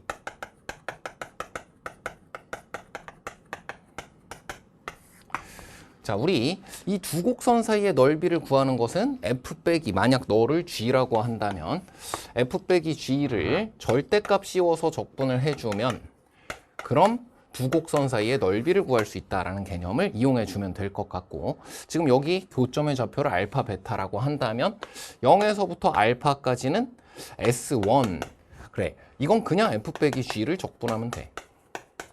그리고 S2 이거 알파에서 베타까지는 절대값을 만들어야 되기 때문에 여기 마이너스를 붙인다 혹은 G에서 F를 뺐다라고 해줘야 양수가 나오게 될 겁니다. 자, 이렇게 해서 이 둘이 같다라고 해주게 되면요. 여기에서도 이걸 얻어낼 수는 있습니다. 인테그랄 0에서부터 베타까지를 전체를 통으로 그냥 절대값을 안 붙이는 상태로 적분을 해주게 되면 0에서부터 알파까지는 S1의 값이 양수로 구해지고 알파에서 베타까지는 S2의 값이 음수로 구해지는 것을 우리가 알 수 있기 때문에 이게 S1 빼기 S2 제로가 되게 된다. 그래서 이것을 계산해 주면 돼요. 자, 근데 이게 한 번에 보이지 않았다라고 한다면 두 곡선 사이의 넓이, 이것의 유도 과정을 한번 여러분 교과서라든지 개념 강의를 통해서 복습을 해주시면 좋겠습니다. 자, 여기에서는 평행 이동의 아이디어를 이용해 주는 거고요. 이 똑같은 함수의 그래프 이렇게 해놓고 S1, S2 해놓고 이렇게 위로 좀 둘 다 평행 이동을 한 거예요. 그래서 S1이랑 S2가 같다라고 하려면 어떤 일이 벌어지면 되냐. 자, 이것이 우리 교과 개념이라고. 여기를 S3라고 해주면 S1 빼기 S2, 아니 S1 더하기 S3라는 녀석이 S2 더하기 S3와 같다. 왜? S1과 S2가 같다고 했으니까. 그것은 이렇게 S3를 양변에 더해 주어도 같아지는 것과 같은 거잖아요. 그래서 직선을 적분한 것과 곡선을 적분한 것이 같아진다라고 얘기해 주면 됩니다. S1 더하기 S3는 F를 적분한 것이고 지금은 사실 F 더하기 위로 얼마만큼을 평행이동한 것이지만 둘의 평행이동이 같기 때문에 0에서부터 베타까지 F 적분한 것과 0에서부터 알파까지, 베타까지 G를 적분한 것, 이 둘이 같다. 그래서 인테그랄 0에서부터 베타까지 F 빼기 G가 적분값이 제로가 된다라는 것을 지금과 같이 배경에다가 이름을 붙여줌으로써 정확하게 처리할 수 있고 활용도가 굉장히 넓습니다. 자, 그래서 이런 중요 개념들이 있었을 때에는 그것의 기본 원리 및 의미까지도 같이 알아둘 것. 자, 그래서 여기까지 왔으면 그 다음은 문제 안에서 좀 부수적인 개념으로 어떤 게 이용이 되냐면 지금 직선이에요. 직선의 기울기가 2분의 1이야. 직선이 주어졌을 때는 이걸 다 연립해서 처리하려고 하면 계산이 너무 많아서 못해요. 지금 이 직선이라는 녀석에 대해서 선분의 길이가 지금 2루트 5라고 지금 정확하게 주어져 있거든. 그냥 루트 5라고 주어져 있거든. 자, 그랬을 때 직선이라는 녀석의 본질대로 다룰 수 있다라고 한다면 직선은 기울기를 표현하기 위해서 나오는 거잖아. 평균값 정리, 유도 과정 등을 살펴보면 알 수 있어요. 그 기울기를 표현하기 위해서 가장 좋은 그림은 직각삼각형이라고. 이 직각삼각형을 사실 앞선 문제에서 그래, 넓이 활용이 아니라 이동거리 활용해서 직각삼각형을 계속해서 다루었던 것이 기억난다. 자, 밑변 곱하기 높이를 가지고 적분값을, 넓이를 쉽게 구하는 데 이용되었을 뿐만 아니라 사실 이 녀석은 델타 x분의 델타 y 기울기를 표현하게 되어 있는 것이자 점과 점 사이의 거리 공식의 기본 원리이기도 해요. 자, 그래서 이 델타 x, 델타 y라는 녀석을 지금은 기울기가 2분의 1이니까 요 녀석을 k라고 한다면 요 녀석 2k라고 할 수 있지 않니? 그래서 제곱해서 피타고라스를 통해서 금방 찾을 수 있다. 자, 지금처럼 2k, k 혹은 여기를 k라고 두면 요걸 mk 등으로 두는 것으로 기울기를 이용하여 직각삼각형에서의 탄젠트 값을 이용하는 것과 같아요. 변의 길이의 b 그리고 피타고라스 정리 등을 모두 쉽게 이용할 수가 있다. 그래서 k의 값이 1인 것을 금방 제곱해주면 더해서 5가 되도록 하는 거. 바로 k의 값이 1일 때임을 확인할 수 있고요. 그래서 이 알파와 베타 사이의 간격이 2가 됨을 알았으면 그것으로 끝났습니다. 자, 결국 베타까지를 적분하는 것이므로 적분 위끝 아래끝 이 녀석이 되도록 잡아주면 좋고요. f 빼기 g라는 함수를 뭐라고 이야기할 것이냐. 이건 2분의 1x지만 이제 2분의 1이 하는 일은 거의 없고요. 이 각각의 교점이 첫 번째는 0이고 두 번째는 이 알파를 베타 마이너스 2라고 하고 이 베타를 그대로 베타라고 둔 상태로 0에서부터 베타까지를 적분해주면 된다. 자, 그럼 베타 마이너스 g라는 녀석을 f 마이너스 g라는 녀석을 뭐라고 말할 수 있냐. x 제곱 그 다음에는 x 빼기 베타를 하나 그냥 넣으면 되고요. 그리고 x 빼기 베타 플러스 2라는 녀석, 이건 베타 마이너스 2를 나머지 하나의 근으로 한 것입니다. 자, 이렇게 4차 함수를 지금처럼 직접 표현을 해볼 수가 있었고요. x 제곱에 x 마이너스 베타 플러스 2 dx라고 적분을 해주면 되고, 이보다 더 간편한 계산을 생각해 본다? 쉽지 않아요. 자, 이것은 평행 이동을 중심으로 해서 왜 적분 파트에 다양한 공식들 있잖아. 걔네들을 방금 전에도 평행 이동을 이용해서 어떤 기본 원리를 통해 넓이를 설명해 냈는데, 평행 이동을 통해서 똑같은 넓이를 구할 수 있는 상황들을 계속해서 만들어 가면서 한쪽 적분 끝은 제로로, 한쪽 적분 끝은 이와 같은 하나 우리가 원하는 변수로 해서 그런 여러 적분 공식들이 만들어진다라는 것에 익숙하다라고 한다면 이것이 최선임을 오래지 않아 발견할 수가 있게 됩니다. 자, 차분히 계산해 주면 베타에 대한 오차식이 나오고요. 자, 하지만 침착하게 살펴보면은 베타의 4제곱 공통인수가 있음을 확인할 수 있고요. 베타가 제로일 수 없고 지금 양수 범위에 있어야 되니까 베타는 5다라는 것을 이쪽에서 어렵지 않게 찾을 수 있게 됩니다. 자, 그럼 우리가 구한 이 식은 이렇게 만들어지는데 그 빼남수였어요.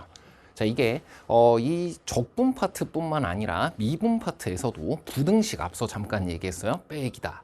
그리고 롤의 정리로부터 평균값 정리를 유도하는 과정. 자, 거기에도 이와 같은 빼남수를 이용해서 이 중요 개념들을 설명해 나가는 과정이기 때문에, 자, 이렇게 두 함수를 뺀 꼴을 지금처럼 인수 또는 제곱인수를 통해서 식을 결정하는 거 매우 유용하게 자주 이용되는 부분이 되겠고요. 자, 여기다 1 대입해서 정답 쉽게 구할 수 있었고, 자, 이 계산 자체가 만만치 않습니다만 이 계산에 대한 변별력은 그래도 공정한 편입니다. 누가 이와 같은 계산을 많이 해보았는가? 왜 그 혓바닥처럼 생긴 공식, 넓이 공식, 6분의 절대값 A 베타 마이너스 알파의 세제곱 등 있잖아요. 자, 그런 것들이 뭐 3차식, 4차식에서도 만들어질 수 있습니다. 단 그것을 하기 위해서는 방금 전에 있었던 것처럼 평행 이동의 아이디어를 통해 동일한 넓이를 구하는 것이다. 그리고 그걸 평행 이동을 해서 지금처럼 한쪽 적분 끝이 제로가 되도록 한다거나 동일 변수가 쉽게 반복될 수 있도록 하여서 이와 같은 계산을 하는 것들이 여러 가지 넓이 공식이라든지 비율을 미리 구해두고 이용하는 비율 공식이라든지, 자, 그런 부분들의 기본 원리가 되기 때문에 과정까지 공부한 친구들이 다소 어려운 계산이지만 좀 더 정확하게 접근하고 자신 있게 접근하지 않았을까 하는 생각이 들고요. 또 하나는 극한 및 미분 계산에서도 공통 인수를 찾아 인수분해하는 것이 가장 중요한 발상이 되겠습니다. 자, 식의 변형 및 식의 계산에서도, 자, 물론 첫 번째로는 시험장에서는 여기서부터 정확히 계산해야지 라고 한다면 구역을 설정해서 정해놓고 계산을 하는 거, 이 부분에다가 내가 한 번에 틀리지 않고 제대로 계산할 거야 하고 하는 부분이 좀 더 도움이 될 수 있고요. 그리고 그렇게 차분하게 계산을 해나간다 플러스 우리가 이런 계산에 대해서 중요한 내용을 좀 더 공부해 두고자 한다라고 하면 몇 가지 쉽게 편하게 계산하기 위한 공식들을 유도 과정까지, 자, 거기에는 평행 이동의 아이디어가 필수라고 했습니다. 원점 근처로 평행 이동을 해서 지금과 같이 구해볼 수 있는 다양한 공식들 방금 전에 설명하고 소개했던 내용들, 그 과정을 한번 살피시길 바랍니다. 자, 다음은 13번 문제고요. 자, 이것은 지수 로그 함수의 활용입니다. 그리고 이건 팔로워 강의뿐만이 아니라 최근에 같이 공부하였던 쉽지만 필수적인 이라든지 어렵지만 타당한 등에서도 엔제게임에서 매우 자주 다루었던 내용이에요. 자, 이 지수 로그 함수에서는 방정식 및 부등식의 활용이 따로 학습 목표로 정해져 있다. 이런 함수가 흔치 않기 때문에 뭐 삼각함수만 하더라도 y로부터 x 대응 찾으면 하나가 아니라 2개, 3개 많이 나오잖아요. 그래서 지수 로그 함수에서는 그게 1대1 함수이기 때문에 나타나는 특징, 지금 그 상황을 묻고 있는 거거든. y로부터 x를 살펴보았을 때 하나씩만 만나는 상황, 그것을 지금 지수 함수의 변형이 이루어졌지만 여전히 그렇게 되도록 하는 구간이 b부터 k까지 되도록 하는 것을 묻고 있습니다. 거의 똑같은 것을 여기 쉽지만 필수적인에서는 아까 찾아봤더니 33번이에요. 이거는 46번, 44번 등을 여러분이 이 문제의 개념적인 베이스, 이런 상황을 찾아낼 수 있도록 하는 것을 수능시험, 평가원 시험에서 줄곧 물어보는 이유 등에 대해서 좀 더 이 문제풀이 강의면 이것, 그리고 개념 강의라고 한다면 당연히 지수 로그 함수 파트를 살펴서 복습해 주시면 되겠습니다. 자, 왜 이 상황 아니면 안 되냐? 자, 그 이전에 이제 짤막하게 설명을 해보면요. 지수 함수나 로그 함수는 다 1대1 함수로 지금과 같이 그려지기 때문에, 여기 점근선이에요. 자, 그 함수의 그래프의 개형을 그려보고 그 특징을 활용하는 겁니다. 이런 함수가 흔치가 않아. 계속 증가만 하거나 계속 감소만 하기 때문에 y로부터 x 찾았을 때 두 개 만나는 경우가 없어. 그래서 우리가 이러한 내용을 숨 쉬듯이 지금 이 시험지에서도 16번에서 얘네 둘이 같다라는 상황을 금방 이야기할 수가 있는 거예요. 만약 이런 상황이 아니라고 하잖아? 그럼 그때는 세모와 네모가 무조건 같아야 되냐? 그렇지 않을 수도 있어. 그래서 사인 세모와 사인 네모가 같았을 때 이것을 일반적으로 풀이하는 방법에 대해서는 우리가 공부를 따로 하지 않고 그 부분에 대해서는 우리가 학습 목표를 따로 가지고 있지 않은 거예요. 자, 그래서 이렇게 그려지지 않는 상황이라고 하면 지수함수에서 또 중요한 거 뭐 있어요? 치역 그리고 점근선입니다. 자, 지금처럼 두 개의 점근선 사이 간격이 좀 더 좁아져서 여기 지금 A라는 지점에서의 함수값보다 이 점근선이 밑으로 내려와 버리게 된다. 그러면 B보다 크고 쭉 올라가는데 이 사이에서 두 개가 만들어져요. 그 위로는 다시 한 번씩 만나게 되지. 자, 근데 한 번씩 만나도록 하는 이러한 것의 개수가 지금 B부터 K까지가 된다라고 하였는데 그 실수 K의 최대값을 구하라고 했다. 자, 사실은 이렇게 만들어질 땐 내가 K인 거잖아요. 그 K가 최대값이 되려면 어떻게 되어야 되겠냐? 여기까지가 되면 이건 이것보다 작은 것이 명백하지. 그래서 위로 올라가는 것이 쭉쭉쭉쭉 더 올라가면서 결과적으로 내가 K가 되는 것이 최대라는 것을 이 상황에서든 그리고 쉬필 어타에서 공부했던 내용으로든 거의 이 문제가 복습 수준이었을 겁니다. 자, 여기서 조금 더 위로 올라갔다고 생각을 하면 역시 K는 여기로 잘리게 돼요. 아예 거의 같은 발상이었으므로 자, 여기는 간단히 계산만 하도록 하겠습니다. 자, 이 부분 B 넘겨주면 2B가 되기 때문에 2를 다시 나누어 주게 되면 2의 A 플러스 2제곱이 B가 되는 것을 확인할 수 있어요. 자, 그 다음 여기 B 두 개 묶어주게 되면 2의 마이너스 A 플러스 5제곱이라는 녀석이 넘겨주면 B 플러스 8인데 그 B라는 녀석이 2의 A제곱 플러스 2가 되는 것을 이용해서 처리해주게 되면 이제는 지수를 포함하고 있는 방정식을 여러분이 처리할 수가 있게 되고요. 지수 및 로그에 대해서 방정식 부등식을 처리할 수 있는 기본 원리, 그것을 물어보는 것이 1대1 함수로서의 특징, 지수 로그 함수의 활용입니다. 자, 그래서 최근에 여러분에게 원리 중심으로 물어봐지고 있는 부분이고요. 복습 같이 해줄 문제들 소개하였습니다. 자, 그러면 여기까지. 자, 그럼 이거 어떻게 처리해주면 되니?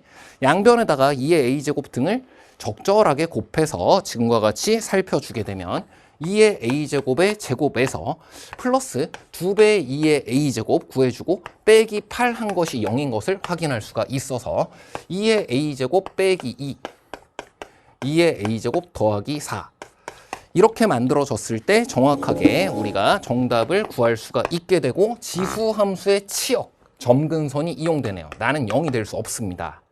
2의 A제곱이 언제나 양수여야 하기 때문에 2의 A제곱이 2가 되는 쪽, 이쪽이 정답이 되는 거고요. A의 값이 1이고 뒤따라 B의 값을 구해주면 B의 값이 8인 것까지 찾을 수 있었다. 자, 별도의 많은 어려운 계산을 수반하지 않는 문제였고요. 지수 로그 함수에서 방정식, 부등식, 최대, 최소 등에 대해서 비교적 간단한 결론을 우리가 알 수 있는 것. 자, 그것은 지수 로그 함수만에 있는 최종 학습 목표의 내용과 같다. 그것의 기본 원리를 잘 학습해 두면 된다. 여기까지 살펴주시면 되겠습니다. 자, 다음은 14번 문제 보도록 하겠습니다. 자, 이 최고차항의 개수가 1인 3차 함수 fx를 찾아내야 되는데, 자, 이 네 번째 줄 박스 조건에 있는 것이 굉장히 이게 겉보기 등급이 매우 어려워 보여요. 자, 이러한 뭔가 표현 자체를 읽어내는 것이 난해하고 어렵게 느껴지는 뭐 좀 다르게 말하면 난독증을 유발하는 이런 문제들. 자, 이런 문제들을 만났을 때 시험장에서 좀 침착하셔야 됩니다. 나머지 부분을 한번 쭉 읽어보세요. 그럼 마음의 안정이 찾아옵니다. 위에 세 줄, 그리고 밑에 마지막 줄, 모르는 거 있나요? 전혀 없습니다. 나머지 줄에 주어지는 조건들, 뭐 GT라고 새롭게 정의된 함수 언제나 무슨 이야기 했어요? 새롭게 정의된 함수 이거 정말 중요한 거니까 주어졌을 때 쫄지 말고 이것이 어떤 개념과 관계에 있는지를 확인해 봐라.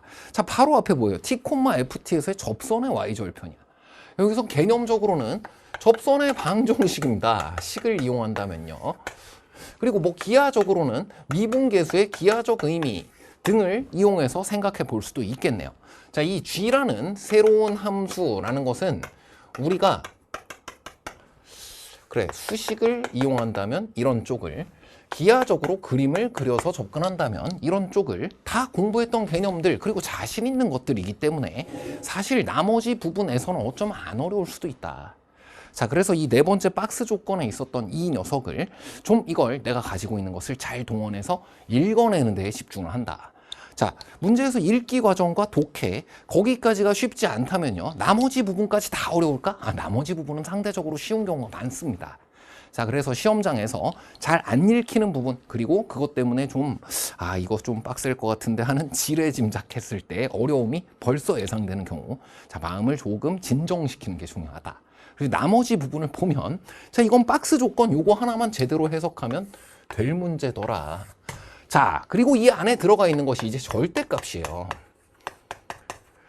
자, 이게 보통의 경우에는 앞문제에서 이러한 어떤 새로운 걸 딱 보고 그리고 바로 이제 너무 놀래서 틀릴 수도 있으니까, 자, 이런 부분들을 우리에게 주고자 할 때는 준비 운동 시켜주는 경우가 많아요. 자, 앞에 넓이 문제 있었잖아. 그 절대값에서 그냥 전체 적분해서 제로가 된다, 그냥 그것을 내가 외워 처리한 것이 아니라 내가 넓이 공식에 왜 절대값이 들어가는지, 그 앞에 또 이동거리도 있었잖아요. 그거 왜 밑에 있는 거 뒤집어서 절대값으로 해야 하는지, 그 부분을, 과정을 같이 한번 생각해 보았다면, 그래서 과정과 의미가 중요하다고 하는 겁니다. 시험장에서는 그것이 전부 나에게 다 도움을 주는 지원군이 되는 거예요. 야, 나 0 이상이잖아. 한쪽이 0보다 커버리면 음수가 될 수가 없기 때문에 0이 될 수가 없어. 얘는 fk도 0이고 또는이 아니에요. gk도 동시에 0이어야 되는 거예요. 이걸 만족시키는 k의 값이 두 개다라는 의미인 것이고, 자, 이제 말 그대로 천천히 해주면 됩니다. 자, k 자체를 gk에다가도 넣어야 되기 때문에 k, fk에서의 접선이 되는 거예요. 접점의 y 좌표도 제로이고 접선 자체의 y 절편도 제로라는 거야. 어떻게 돼야 이렇게 되지? 접선을 그었어요. 그 접선 자체의 함수값, 거기 접점의 함수값이 제로라는 거예요. 근데 거기서 접선을 그었는데 기울기가 있잖아, 만약에. 그럼 보통의 경우에는 y축이랑 만날 때 y값이 달라졌겠지. 이거는 앞에 적분 문제 두 개에서 힌트를 듬뿍 주었던 요소가 많네요. 앞에 이미 이거 해봤잖아요. 마이너스 4. 이렇게 생긴 거, 이렇게 생긴 거, 이렇게 생긴 거. 그래서 접점의 y좌표가 제로인데, 거기에서 지금은 접점이 다른 데로 가 있다고 생각하는 겁니다. 접점이 다른 데로 가 있는데 거기서 직선 이렇게 그었는데 y축이랑 만나? 값이 같으려면 기울기가 0인 거다. 그래서 극값에서의 접선을 구해주게 되면 그건 평행하게 상수함수로 나타나게 되고, 그것이 y절편도 제로, 접점의 y좌표도 제로, 둘 다 제로가 되려면 이거일 수밖에 없더라. 요런 접점이거나요. 뭐 요런 접점 그런 거 생각해 볼 수 있지. 그래, 극점. 이 극대값이나 극소값 같은 데에서의 접선을 그어주게 되면 y = k라고 나타나게 되고, 그것이 원점을 지나게 되는 이런 상황이어야 하겠네. 자, 근데 여기서 문제가 생깁니다. 3차 함수인데 극값이 최대 2개가 있는데, 극값이 최대 2개가 있어? 꼭 그리고 극값이 아니더라도 프라임이 제로인 지점, 요런 것도 사실은 생각할 수 있었구나. 프라임이 제로이면서 극값이 아닐 수도 있잖아요.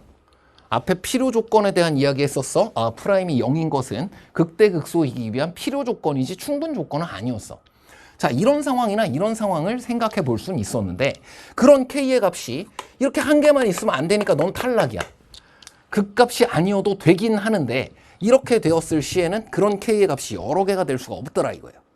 자, 근데 요런 경우를 생각해 보면, 극소값이 제로면 극대값은 0이 아닐 거 아니야. 거기서의 접선은 y절편이 제로가 또 안 될 거라고. 그래. 이런 접점이 두 개가 생기려면 4차 함수여야 되는데. 자, 접점 자체가 여기면 기울기가 꼭 제로일 필요가 없구나.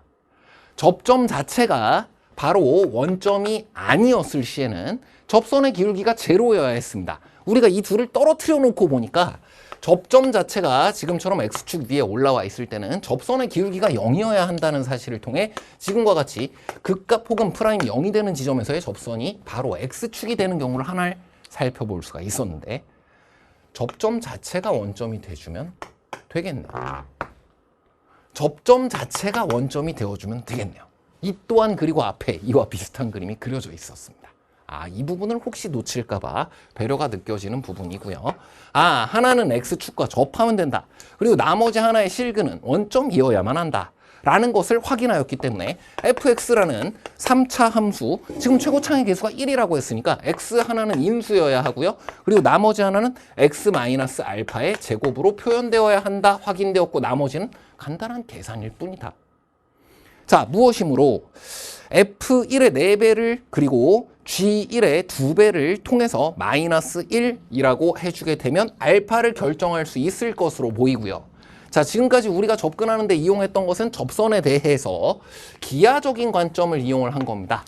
자, 그럼 이 또한 우리가 언제든지 이용할 수 있다. 자, 실제 시험장에서 여러분이 좀 그 속성이 사람이 이제 약간 관성의 법칙 때문에 그렇게 되는 경우가 많아요. 그래서 문제풀이를 해나가면서 그리고 모의고사를 연습해 나가면서 여러분이 꼭 생각해 주어야 하는 것 중 하나가, 이게 관성의 법칙대로 내가 한번 이쪽으로 시작했으면 끝까지 그걸 계속 해나가는 습관이 있는가. 다 있어요. 다 있어요. 한번 수식을 이걸 문제풀이의 중심축으로 시작하다 보면 그럼 끝까지 이 생각을 안 하는 경우, 그런 경우 없는가? 보통의 경우 이 한쪽을 시작했을 때 나머지 쪽을 생각해 보는 것이, 그게 문제에서 좀 적절하게 쉬프트가 안 일어나는 경우가 있어. 자, 충분히 어느 정도의 추론을, 그림을 그려가면서 기하 중심으로 하였다면 우리가 공부한 또 다른 개념, 수식 중심의 개념도 있었음을 꼭 기억해 주시고요. 그냥 f'1, x-1 플러스 f1. 자, 이게 뭐예요? 바로 1,f1에서의 접선의 방정식입니다. 자, 여기에서 y절편을 구해주면 f1 빼기 f'1 요만큼이 y절편의 값이 되는 걸 확인할 수 있고요. 그게 바로 g1입니다. 자, 그래서 fx 그리고 이것을 미분해주면 f'x 식으로 구하는 것 간단한 그저 계산에 불과하고요. 자, 그것을 통해 f1과 f'1을 구해주게 되면 그럼 g1이라는 것 값이 무엇이 되냐? 바로 처리해서 알 수 있습니다. 2알파 빼기 2가 되고요. 자, 그 다음 f1의 값 또한 f1의 값 그냥 여기다 집어넣으면 나오네요. 1-알파의 제곱이 되는 것을 확인할 수 있었다. 자, 그래 문제에 주어져 있는 거 4배의 f1 그리고 더하기 2g1이라고 돼 있고요. 자, 그래서 요거대로 계산을 해주면 4배 1-알파의 제곱 그리고 플러스 2배의 2알파 빼기 2 이렇게 되고, 여기까지의 계산값이 -1이 되도록 해서 구해주게 되면 알파에 대하여 혹시 2개 나오면 어떡하나 했는데 이게 완전 제곱식이 나옵니다. 완전 제곱식 바로 근으로 따지면 중근이네요. 자, 이거 계산을 모두 마무리하였을 때 나오게 되는 것이 4알파 제곱 빼기 4알파 플러스 1의 값이 제로인 것이고, 이것은 2알파 빼기 1의 제곱 이퀄 제로라는 것이므로 알파 이퀄 2분의 1이 된다라는 것을 확인할 수 있었다.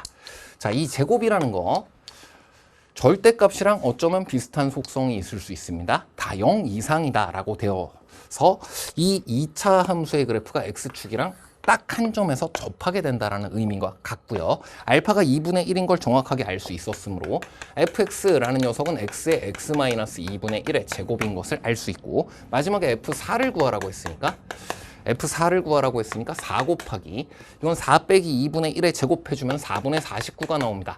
자, 약분해서 정답 49 바로 찾을 수 있었다. 자, 뭐 접선의 방정식을 식으로 이용하는 부분이라든지 그리고 그 접선을 직접 그려가면서 그 접선이 기울기가 0이 아니었을 시에는 그 점으로부터 올라가거나 내려간다. 이게 지금 직선이라는 녀석, 기울기라는 녀석의 본질이잖아요. 앞에 있었던 문제들에서도 계속 살폈던 그 내용을 이용해서 설명하는 것이었으므로 박스 조건 사실 그렇게 많이 어렵지 않았다. 만약에 이 원점이라는 지점이라든지 이 지점이라든지 둘 중 하나만 생각이 났다라고 하더라도 그 경우에도 포기하지 마세요. 한 번 더 내가 무엇인가 생각하지 못하고 있는, 놓치고 있는 부분 혹시 없나? 내가 문제에 주어지지 않았는데 내 마음대로 가정하고 있는 부분 없나? 자, 이런 것들을 한 번씩 더 생각해 보면, 자, 지금처럼 독해, 그 의미를 읽어내는 것 자체가 어려운 것이지 나머지가 많이 어렵지는 않은 문제들, 자, 최근에 많이 보입니다. 자, 그러한 내용들을 여러분이 특히 새롭게 정의된 함수에서 접근해 나갈 때 큰 도움이 될 수 있는 자세다. 자, 앞으로도 어려운 문제들을 만나고 풀이해 나갈 때에도 꼭 풀이 되지 않아도 돼요. 그걸 내가 붙잡고 한 번 정도는, 적어도 5분 정도는, 10분 정도는 내가 그것을 쭉 밀고 가면서 한 번 더 찾아보고 한 번 더 찾아보는 그 순간들을 견뎌나가는 연습을 하는 거다. 그게 흔히들 말하는 수학적 체력이라는 겁니다. 자, 그럼 그 다음 15번 보겠습니다. 자, 뭐 매번 여러분이 15번 문제에서 자주 만나는 형태의 문제이기 때문에, 자, 이것은 수열의 귀납적 정의, 일명 점화식입니다. 그 말 자체는 이제 퇴출이 되었으니까 점화식, 뭔가 이 용어는 너무나 이쁜데 그걸 자꾸 뭔가 일반식으로 정리해가지고 공식 외우려고 하니까 그렇게 하지 말고 귀납적 정의라는 이 기본 원리에 집중해달라라는 것이고, 자, 이것의 학습 목표 또한 그렇게 주어져 있어요. 자, 여기에서는 보면 A4 플러스 A5라는 어떤 조건이 지금 주어져 있고요. an 플러스 1을 an으로부터 구하기가 좀 편하게 돼 있어. 그래, 어떻게? 3분의 an, 이건 3의 배수일 때. 그리고 여기는 어떻게? 3분의 an 제곱 플러스 5일 때. 이건 3의 배수가 아닐 때. 자, 그래서 an을 가지고 an 플러스 1을 구하려고 한다면 one way, 쉽게 편안하게 구해질 것 같아요. 근데 지금은 여기서부터 시작해서 반대로 A1의 값들을 구하라고 되어 있잖아. 자, 목적지를 좀 의식해보고 문제의 방향성을 확인해보면 됩니다. 반대 방향이기 때문에 이건 원웨이가 아닐 수도 있어요. 이 둘 중 어느 경우인지를 모르니까 경우를 분류해서 반대 방향으로 되짚어가며 조사하다 보면 경우의 수가 많아질 수 있는데, 자, 제일 기본적인 것은 무엇이다? 수열은 나열이다. 정방향으로든 역방향으로든, 정방향이면 하나씩만 도미노가 쫙 쓰러져. 얼마나 기분 좋아. 그때이든 반대 방향으로는 도미노를 양쪽으로 쓰러뜨려 봐야 되네. 너무 힘들어. 그래도 역시 나열해 본다. 이게 4항부터 시작해서 뒤집어 가잖아요. 그럼 3, 2, 1. 그래봤자 다 이거를 모두 다 2가지씩 한다고 하더라도 2 곱하기 2 곱하기 2 정도밖에 안 돼. 그만큼 여러 차례라도 내가 나열해 보면서 내가 원하는 것을 내 눈앞에 직접 나열해 보겠다. 발견적으로 찾아보겠다. 이것이 수열 단원에서의 가장 중요한 본질이고요. 수열은 나열이다. 그래서 가만히 있으면 손해라고 많이 이야기했습니다. 경우를 분류해서 분류 연습해 나간다. 어렵지만 타당 안에서 분류해 나가는 연습을 진행하는 이유입니다. 자, 이렇게 해서 여러 차례라도 좋으니까 나열해 나가면서 원하는 거 찾으면 된다. 자, 근데 거기서 하나 더. 자, 반대 방향으로 돌아가는 거. 이건 이제 문제 유형상 우리에게 자주 나오는 것 뿐이고, 사실 수열의 귀납적 정의는 an에서 an 플러스 1을 구해 나갈 때에는, 밑에서부터 다음 것을 구해 나갈 때에는 매우 우리가 간편하게 그 다음 것을 조사할 수 있는 개념이었어요. 마치 무엇처럼?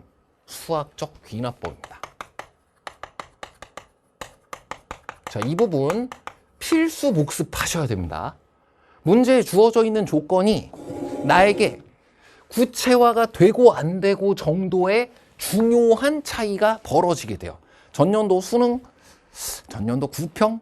이미 9평에서 예상했던 부분이야. 수능 시험에서 이런 것들 중요하게 이용될 거라고. 자, 기출 강의 안에서 전년도에 있었던 내용 같이 찾아봐도 되고요. 학습 목표가 너에다가 수학적 귀납법 그 기본 원리를 이해한다. 그걸 증명할 수 있다. 등에 대한 것을 한 번 정도는 꼭 복습해야 되는 이유 바로 시작합니다. A1이 지금 자연수라고 했어요. A, M이 자연수라고 가정하면 AM 플러스 1 또한 자연수가 된다라는 것만 밝히면 수학적 귀납법의 기본 원리에 의해 첫 항이 자연수이므로 이것에 의해 첫 항이 두 번째 항이 자연수임을, 두 번째 항이 세 번째 항이 자연수임을, 세 번째 항이 네 번째 항이 자연수임을 다 문제 안에서 이용할 수 있게 해주지 않니? 자, 이거 밝히는 게 안 어려워요. m이 3의 배수라고 가정하면 m이 3의 배수일 때는 이게 3배수일 때 이렇게 되는 거잖아? 3의 배수를 3으로 나눠. 그럼 여전히 자연수 맞지? 자, m이 3의 배수가 아니라 3k 플러스 1꼴일 때, 3k 플러스 2꼴일 때 여기서 k는 아닌 정수다라고 하면 되겠습니다. 자, 이 경우에는 이 위의 식이 아니라 아래 식을 가지고 조사해주면 되잖아요. 앞방향으로 가는 게 더 편해야지. 그게 우리 수열의 귀납적 정의이기도 하고 수학적 귀납법이라는 기본 원리, 학습 목표이기도 한 겁니다. 자, 이것은 위의 식을 이용했고요. 여기는 이제 아래 식을 이용해서 3k 플러스 1 여기다 제곱하고 5 더해서 조사해보면 3의 배수가 나옵니다. 그래서 3으로 나누면 자연수 되는 거 금방 알 수 있어요. 그리고 3k 플러스 2 여기다가 집어넣어가지고 제곱해주고 5 더하면 또 3의 배수가 나옵니다. 그래서 이 또한 자연수가 되는 거 금방 알 수 있어요. 아, 이것을 통해 am이 그 어떤 자연수이든 am 플러스 1이 모두 자연수로 만들어지게 된다라는 것을 밝혀냈다. 그것으로부터 자, 첫째 항 그리고 두 번째 이후를 모두 설명할 수 있게 되었으므로 수학적 귀납법의 기본 원리에 의해 모든 항은 자연수다. 끝.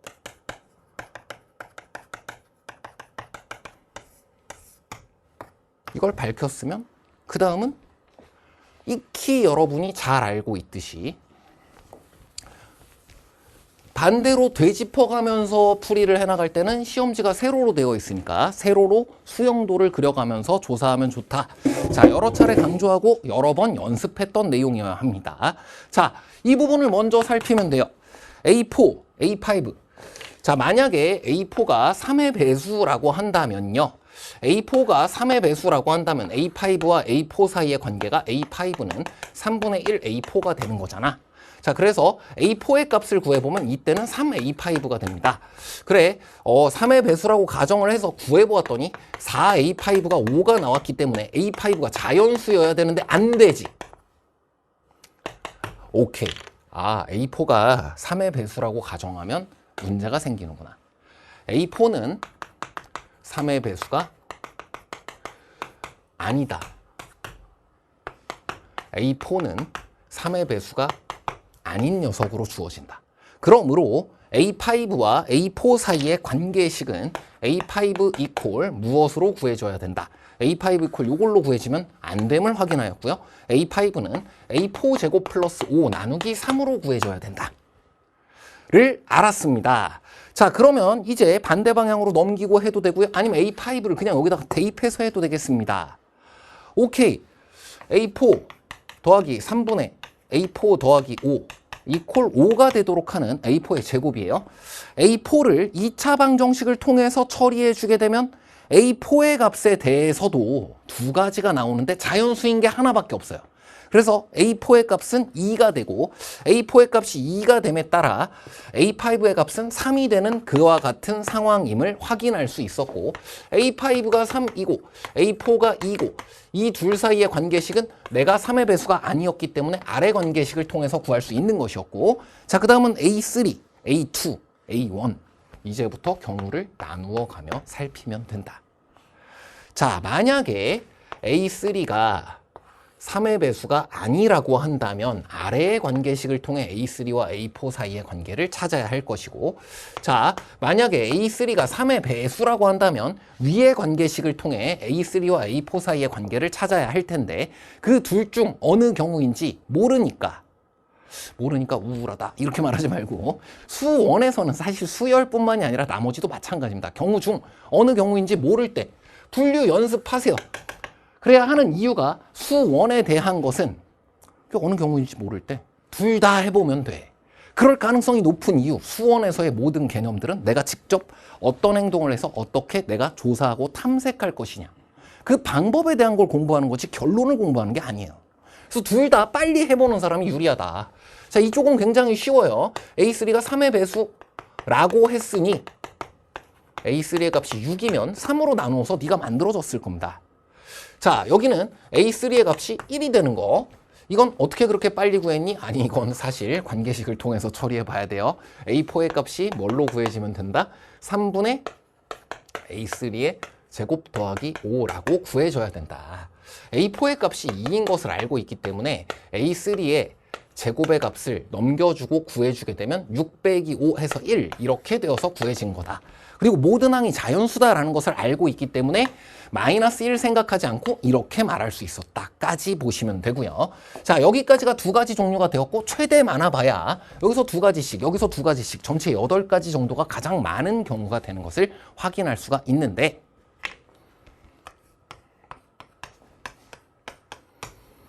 해보시면 알겠지만 이쪽으로 가는 건 많이 어렵지가 않습니다. 3의 배수였으니까 3 나눠서 이렇게 돼.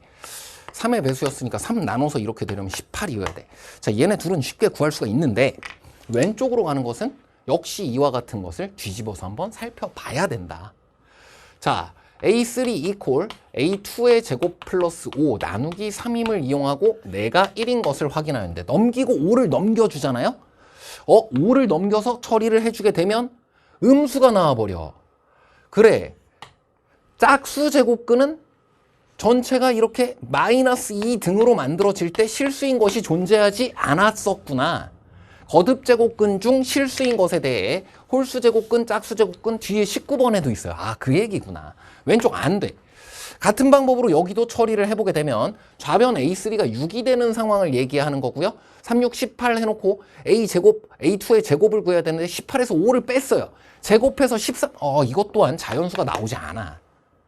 아, 왼쪽으로 내려갈 때는 자연수가 나오지 않을 가능성이 꽤나 있구나. 자, 그럼 이제 최대한 많이 구해봐야 4개가 되는 것을 확인할 수 있고요. 우측으로 가는 거는 위의 관계식을 만족시키는 것은 3의 배수면 되므로 쉽습니다. A1이 9면 돼요. 이거 3배 해주면 54 되는 거 바로 알 수 있어요.